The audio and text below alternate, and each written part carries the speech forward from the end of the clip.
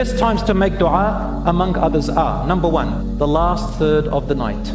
That's a really good time to make dua, or in the depth of the night. Number two, in your sujood, making prostration. Number three, between the adhan and the iqamah. What does that mean? It means from the moment the prayer time arrives on your calendar, that's considered the adhan, and then the iqamah. So if you're sitting in the mosque and you're waiting until the imam starts, in between that time, make dua.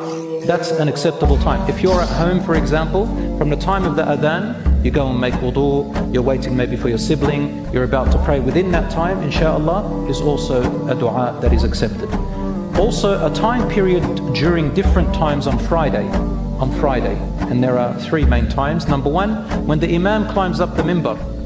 The imam climbs up and gives the sermon until he finishes prayer.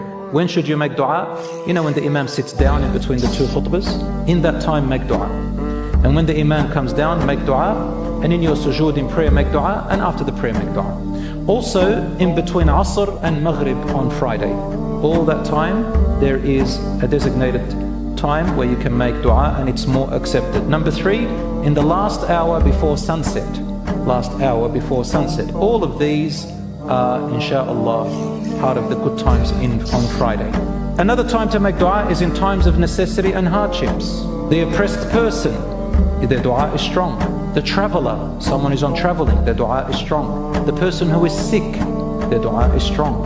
Serving your parents, while you're serving your parents, and your dua becomes more strong. And lastly, while doing good deeds. Anytime you do good deed, make a dua, my dear brothers and sisters.